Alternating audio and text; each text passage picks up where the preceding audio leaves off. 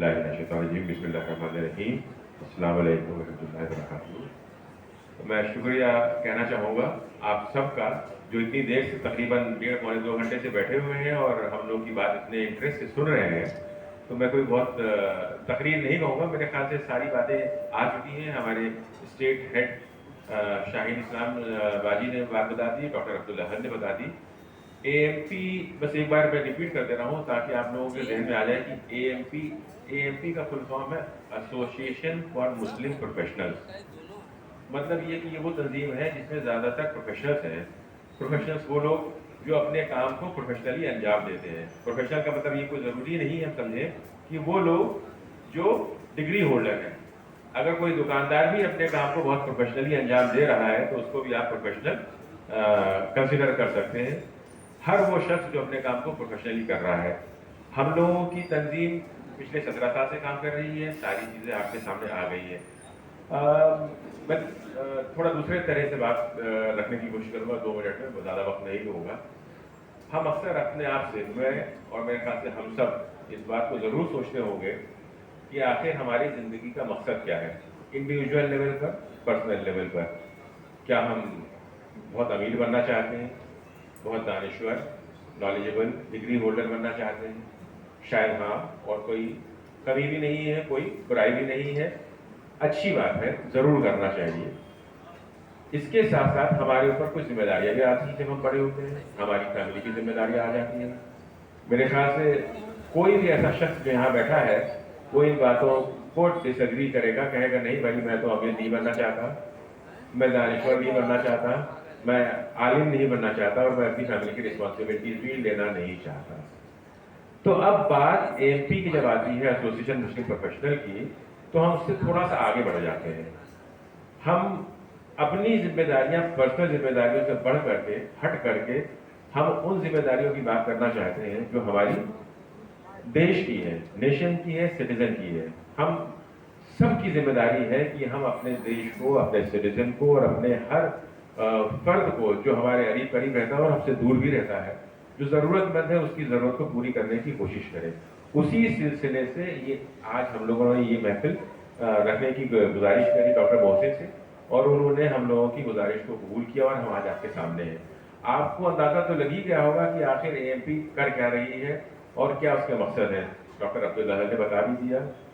ہم لوگوں کا مقصد ہے کہ ہر شہر میں ایک ایسا آفس, ہم ورڈ آفس یوز کر رہے ہیں, آسانی سے سمجھ میں آ جائے گا, چیپٹر یوز کیا گیا ہے پر ہم لوگوں کے پریزنٹیشن میں, ایک ایسا آفس ہو جس میں لوکل لوگ ہوں جو اپنے شہر کی تکلیفوں کو, پریشانیوں کو, سٹیزنس کی جو بھی ضرورتیں ہیں اس کو اکٹھا کریں ڈیٹا کے فارم میں, اور وہ ایک نیشنل لیول پر جو ایک بڑی ٹیم کام کر رہی ہے جس کا نام ہے ایسوسیشن آف مسلم پروفیشنلز, اس کے ساتھ شیئر کریں, اس کے ساتھ جڑیں, اور جو اپنی ضرورتیں ہیں اس کو ہم لوگ دور کرنے کی کوشش کریں, پوری کرنے کی کوشش کریں, پریشانیوں کو دور کرنے کی کوشش کریں.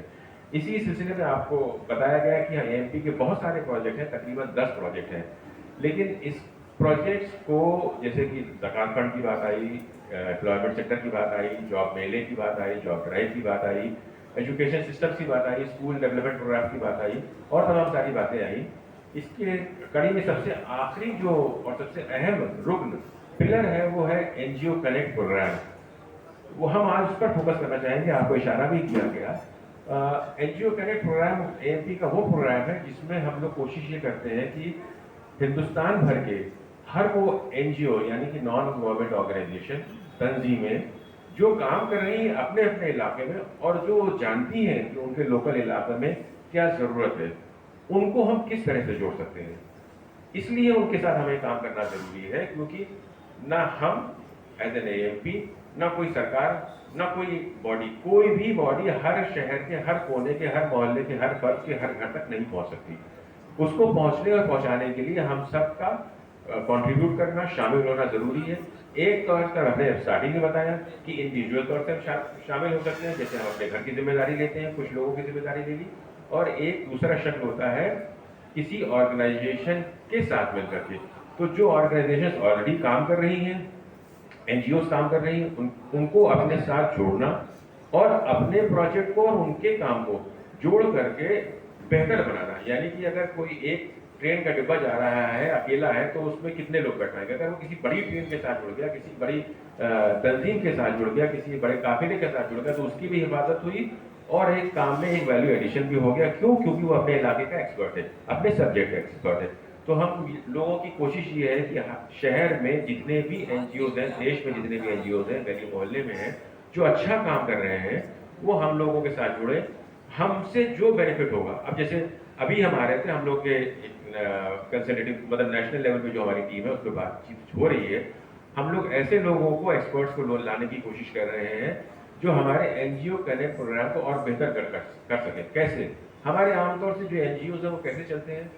हमने अपना पर्सनल पॉकेट से कुछ रुपया निकाल दिया, कुछ भाई से ले लिया, कुछ रिश्तेदारों से ले लिया, कुछ दोस्तों से ले लिया, और उस खर्चे से जो हम लोग फलाही काम है उसको करने की कोशिश करते हैं।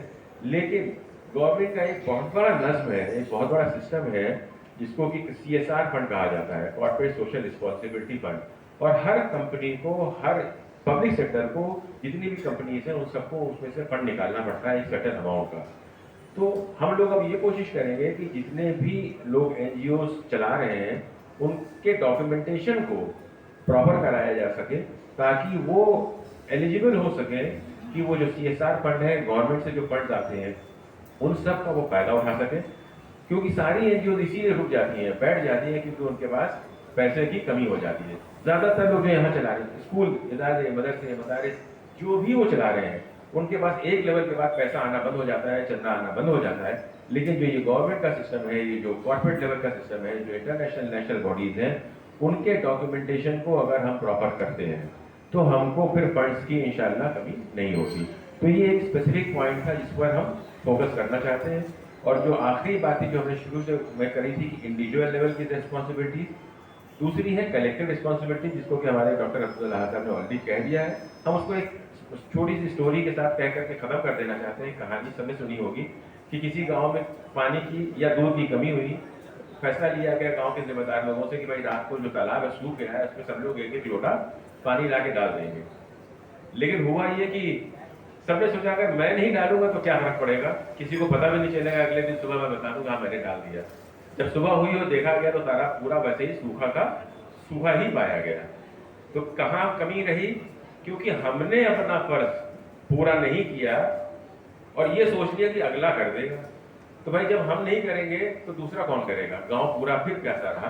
तो हमारी कोशिश ये होना चाहिए कि हम अपना काम अल्लाह की रजा के लिए करें, क्योंकि हम ये जानते हैं कि अल्लाह रसूल हमको जरूर देख रहा है और हमारी जिम्मेदारी है कि हम उस काम को पूरा करें। तो इस बात से मैं अपनी बात को कंप्लीट कर रहा हूँ। मैं ये चाहूँगा कि ये थॉट एक्सपेरिमेंट आज रात को आप लोग जरूर देखें, सोचें, 2-4 लोगों से बात करें कि हम